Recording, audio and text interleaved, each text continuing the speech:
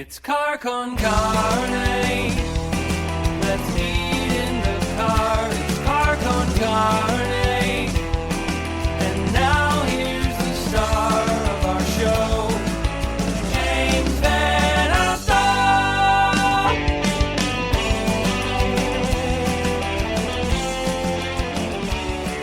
This right here is Car con Carne. Car con Carne is a Q101 podcast. I'm James Van Alstyne. Car con Carne, sponsored by Easy Automation. Are you looking to transform your home, office, or business into a smart, seamlessly connected space? Easy Automation delivers custom automation solutions that are tailored to your lifestyle. That means whether you're upgrading your home, streamlining your office tech, enhancing the atmosphere in the place you run, maybe it's a restaurant or sports bar, they've got you covered. Their expert team designs and installs personalized systems from smart lighting and climate control to audio-video distribution and robust Wi-Fi networks, all managed through an intuitive app on your favorite device. Easy Automation makes technology work for you effortlessly, reliably, and always with your satisfaction guaranteed. Visit easy-automation.net or call Dan 630-730-3728 and take control of your environment today. Car con Carne, also sponsored by Exploding House Printing. If you are in a band, this is of key interest to you. Exploding House can help with all of your screen printing, embroidery, and other merch needs. They're truly local. They're located right over in the Hermosa neighborhood, and they focus on small businesses, brands, bands, everything in between. They worked on products for Meatwave, The Empty Bottle, The Music Box, Dante's Pizzeria, The Brokedowns. The list goes on and on. You can see that list at easy for me to say, explodinghouseprinting.com to check it all out. Jonathan, he's the guy who runs Exploding House, and he's been doing this for literal decades. He knows what he's doing. He's got this stuff down. Besides his technical expertise, he delivers production efficiency and cost awareness to offer boutique print shop quality at much lower large print shop prices. Check out their work on Instagram at Exploding House, or go to their website or email info@explodinghouseprinting.com to get a quote. That's a lot. Thank you for sticking with me. You're welcome. So I'm joined by Venus Club. They are a dark wave Chicago band I absolutely adore. The new EP is Extended. That is the name of it. It is dreamy. It's haunting. It's well positioned for your autumnal listening pleasure. At times, I feel like I'm listening to what would happen if Stereolab had grown up underneath an L-stop. And I mean that in the kindest way. I think you sound cool. So I'm joined by Emilie and Josh from the band. Thank you for meeting me. Thank you so much. It's always weird. Like, we met in a parking lot tonight. There's a sketch aspect to what I do here on the podcast. Yeah, meet me on the south side of the parking lot near the sign and jump in the car. Mm-hmm. Sketchy things make life more interesting. They really do. And the crazy, I've been doing this now for 12 years. No one ever bats an eye. It smells good in here. What? It's a nice smelling car. Well, thank you. A little minty, you know. It could be the gum. I don't know, but thank you. It's purely accidental, but I'm glad that that's your first impression. Well, I thought that might be like a BO stink, and I was happy to report it's really nice in here. Okay. Well, I'm glad to exceed your low expectations. So, Extended is, like I said, the new EP. First thing I want to ask, this is on cassette. Was that important to you, being on physical media? I didn't expect a pause. Physical media. I don't know. I mean, I feel our last record was also on cassette. I think that cassette is kind of like a reference to the past and just sort of like a DIY sensibility. It's also like easier to do than like pressing a record. Nobody likes CDs anymore, although who knows? They'll probably come back with Gen Z. I'm not really sure. I think that's in the works. I think that Even train though they were crappy. is moving. Yeah. I'm looking forward to it. Are you really? I love CDs. Well, right now you can buy them used for like $1 a piece. I know. Even $1? Aren't they just free everywhere? No. Well, Yard sales, aren't they just free? I went to Reckless a couple months ago, and I'm like, oh, maybe I could pick up a couple cheap CDs, and they're like $4 or $5. So it depends on where you're going. If you Goodwill that shit, probably $1 a piece. Yeah, North Suburbs thrift stores, great CD selections. Oh, Josh, we should talk. My new thing, I like going to antique malls. Oh yeah, Love the antique malls for music, for records, for comic books, all the nerdy things. I'll tell you, there's no deals to ever be had on vinyl at an antique. No, you're right. No, they're marked up like 25%. I feel like I was just at like- Broadway Antique Mart, and they have some for like $9 or $10, which is definitely cheaper Yeah, they're than like if you go $4 to. records. Yeah, but if you go to Reckless, the same record will probably actually be more. I don't know. Reckless has fair prices. I feel like I bought a lot of stuff like well under market price from Reckless. I do like that Broadway Antique Mall. That's my favorite. But yeah, to your point, Josh, like I'll see records like, oh, Pablo Cruz for $11. Like the same records I see in budget bins everywhere else are like $8 or $9. Do you have a personal relationship with Pablo Cruz? Is that why you brought him up? I no, it's a band. But that I one remember, album, yeah. that one album is in What's every it gonna used do if I'm in something? No, that's Or is that? Love Will Find a Way was the big hit. I always forget that because they're always played on MeTV's Yacht Rock Saturday nights. That's right. There's like a couple of Yacht Rock Saturday Night classics that I get confused with. I do enjoy the yacht rock. Pablo Cruz talk is I don't like the name. making me a little hot. I'm with the Steely Dan guy on that. Fuck the Yacht Rock word, but I enjoyed the documentary too. That was so good. It was so good. Sorry, so you're on cassettes. Sorry. All of a sudden, I heard antique and thrift and took things in a strange direction. I apologize for that. I think with the band right now, like you kind of like no one's really making any money. This is all a volunteer operation. You kind of need to sell something to someone. Yes. So the easiest thing to sort of take home is a cassette. They might not listen to it. It might sit around. They could usually get like a Bandcamp code with it too. So it's a nice. It beats the for a while there everyone was trying to sell like the USB sticks, which Right. like was always Didn't kind of really annoying. take off. No, I agree. I totally agree. Even if you don't have a cassette deck, which is plausible, it's a fun little thing to have. Yeah, And, you still get that aesthetic yeah, representation. it feels there. collectible. It feels like you have something. Hey, if this band becomes the next Radiohead, I'm going to be a millionaire with this cassette. Yeah. The collectability there. Yeah, And $16 I am one of those people, though. I still, like when I buy vinyl off Bandcamp or cassettes, I still use the download code. I still download the MP3s. I like having that stuff backed up. Especially Prepared. with cassettes and vinyl. I mean, they're not necessarily going to last forever. I usually buy them and then go download them on SoulSeek. But yeah, same thing. So, taking a few steps back, tell me about the beginning of this volunteer effort that is your band. Tell me the origin story.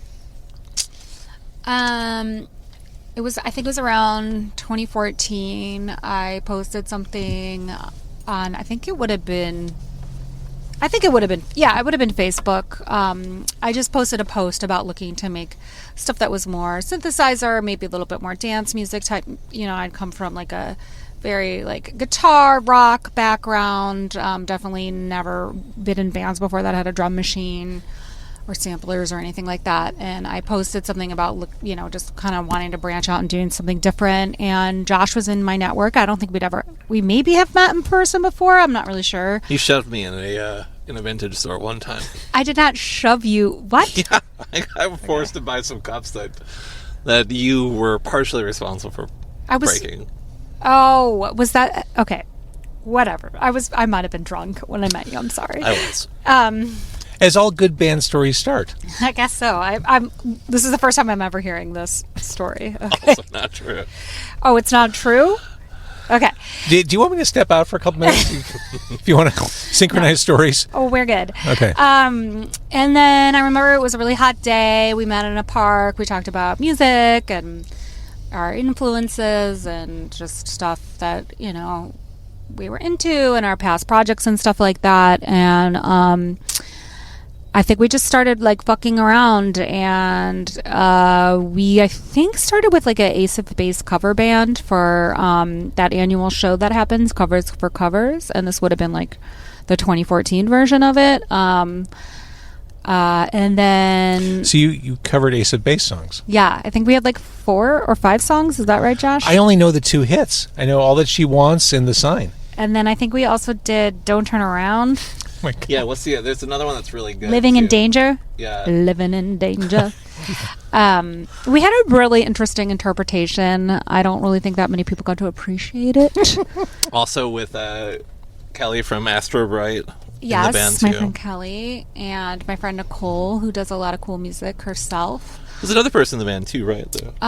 Yes, whose name I'm blanking on because They're really good with cats. yes, they were really good with cats. But I think like nothing really took off around that time, even though we did have some stuff that were, like some, would you call them demos, Josh? Yeah. Just, some like really early rough demos. And then I think we just stayed friends, and then we slowly would work on stuff. And then probably around 2018, we started working again more regularly on stuff. And then the pandemic happened, and we had some artistic riffs, took a break from making music. And then Josh and Jason, who's not here this evening, who's traditionally has a techno background but is a great guitar player, they started resurrecting some of these songs that I had completely forgotten about because it had been a couple of years and I hadn't really thought about them, and they just kind of came up with more ideas, adding in guitar parts. And then then they brought me back in probably around 2021 as everyone was kind of like in and out of the pandemic. And then we played like a weird Halloween show at my friend's yard in Bridgeport. I was wearing a gingerbread man costume. Perfect. It was Halloween With no head. I lost the gingerbread head. It was wacky. And we just been progressing more and more since then. That's a very complicated origin story, but. And the MIA Jason tonight, he records and produces the band? No, I mean he does most of the mixing and mastering of the band. Okay. Jason and I kind of share the recording capacity, and then Emily and I kind of produce the stuff ourselves together. Got it. So we all kind of like have a different sort of hand in it. Like most of the songs start off with ideas that either Emily and I are working on and are kind of like fleshed out, and then usually we get to a place where there's like a sense where Emily could like kind of live in and sing on top, and then we bring in Jason to kind of fill out the kind of the melody parts and things like that and see where they can actually really go. Then we kind of meet back and go over them again. And then once we're ready to record, they usually go through a process of, we all kind of get together, listen to the back, play over them a couple. It's a long process. But Jason is the one that does all the mixing and mastering for us. Got it. Excellent mixing. Jason Lekowitz, excellent mixing and mastering pro for your commercial needs. So let's talk a little bit about Extended, the new 4-song EP. Can we go song by song? For sure. Sour Mix. This is, I love, I talk about this all the time. I'm a big fan of album sequencing, and that goes for even 4-song EPs. I love a good slow burner to open things up. Yeah. To me, you either got to do that slow burn or you just have to go 4 on the floor out of the gate. And I think this was an appropriate way to start the EP off. Thanks. Yeah, I'll let Josh talk about this because it was like him and Jason's idea to like start, because the live version is different, obviously. So. Yeah, we actually found our way into like a really extended. I left the loop on as we were recording, and it just kept going through a piece of his guitar that he was playing over, and we kind of built the kind of extended intro out from that. But the live usually just starts with the drums. The drums kind of bang in on that like little beat, and then we all click in together. And then Perk Canyon? Perk? Yeah. Okay. Short for? These are Josh's weird names that he's just trying to save shit on his hard drive, and he comes up with. You got to answer that one, Josh. It was an alliteration between something I can't remember, because usually I'll try to I'll look at something and I'll try to find different ways to spell something that sounds, and I think it started off as like pork chop something or another, and then it just made its way to Perk Canyon. I know Perk was pork, but I don't remember the rest of it. You just missed an authentic Chicago rat walking by. Oh. I hope it doesn't get run over by a car on Western Avenue. To be clear, that is not a scab rat for Pete's Fresh Market, which... No, this is an authentic... hopefully. Of the Rodentia species. Oh, there he goes. Oh, he's so busy. He's got a lot going on. All right, so Perk Canyon, this song I feel like leans on the bass and drums, which I love. And on its own, the bass seems almost cheery on this song, which... Maybe you're not going for cheery vibes overall, but that's the way I felt. If you were to isolate that track, it has kind of a cheery feel to it. Yeah, I think a lot of these songs were kind of born out of us playing live more than we kind of worked on. Emily and I worked together on songs for so long. We had this idea that they would all be kind of like a little bit more atmospheric, a lot of kind of there's a word I'm looking for, I'm not grabbing, vampy kind of long songs. Oh, vampy? No, kind of more like torch songs sort of stuff. Okay. And that's a lot of the sort of stuff that ended up on our first album is that way. So this is sort of the things that are kind of left over and worked around it. So, we didn't have that many upbeat songs to play, so we're trying to build out more stuff to play live. And the guitar in that song almost has a mind of its own. Oh, yeah. As everything else it's my favorite guitar part of anything right now. Just there's like one little section great. where it comes in, where it was like a scratch recording guitar that we had to like argue about but keep into the actual record because I think it sounds great. And then there's White Hair, and the synths pull you in right from the start on this. Yeah, I think that song is interesting. I actually took the lyrics from a science fiction book that was lying around at Josh's house because sometimes when we're just trying to like put in vocal parts and I don't know what to sing, it's just easier to put words in there, and then it just kind of stuck. And I think it like fits with the vibe of the song because it kind of makes me think of like that like sort of like late 60s early 70s sci-fi feel, space age type of like weird like a Canticle for Leibowitz, which is actually from the 50s, but I don't know.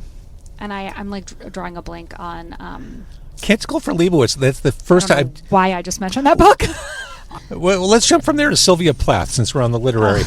Well, actually, let me take one step back. As you just talked about writing lyrics for a song, is that kind of your MO? Is that kind of like the Underworld model, where you're taking interesting ideas or thoughts and stringing them together, or are you telling stories?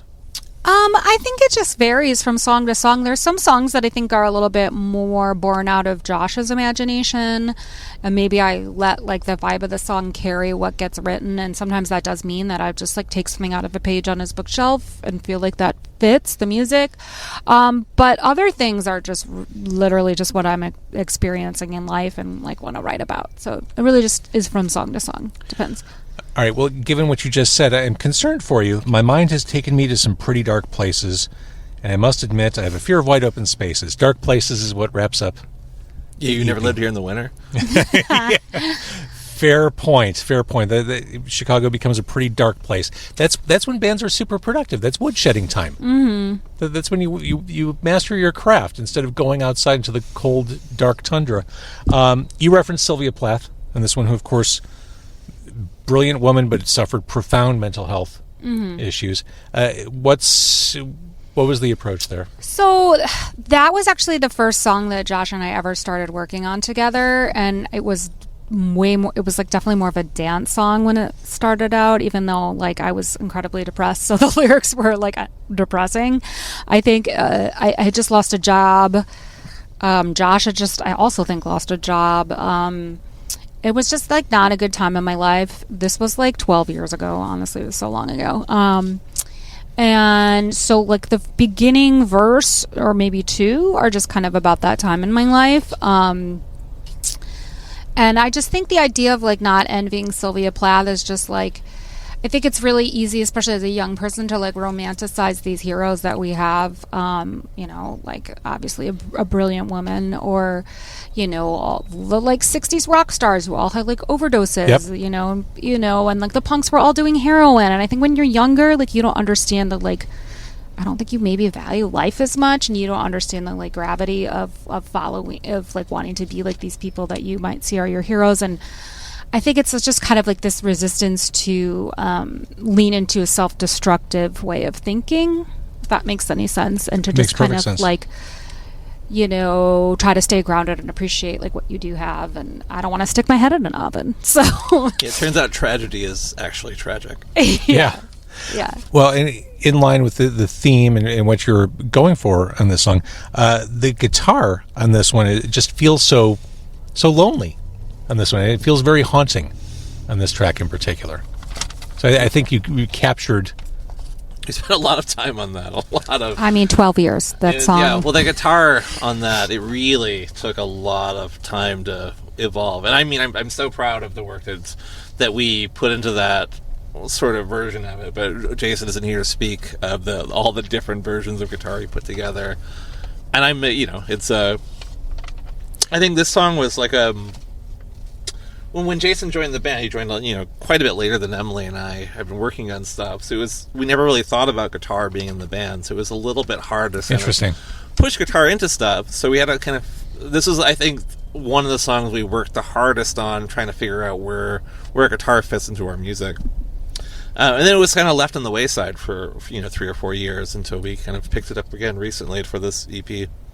So when you finished this and listened to this song that had been sitting dormant for 12 years, did you think, oh my God, like how did we not see this 12 years ago? Well, Emily's lyrics have always been really strong in that, her performance. So it was kind of, we always wanted to preserve it, we just couldn't figure out the rest of it. And you figured it out. Yeah, I definitely wrote newer lyrics, a little more updated, just kind of a more global feeling of, and then some of it's post-pandemic. So there's a mention of the pandemic. We lived the last few years with abject horror on our faces, so horror. So yeah, but honestly, it's just sometimes when you work on something for so long, you don't know if it's good anymore. For me, I'm just very immune to the song. I'm like, it's a song. Do people like it? I have absolutely no idea what it's just so, yeah. I love it. It's just there. I think it's great. I think it's great. Again, the new 4-song EP is extended from Venus Club.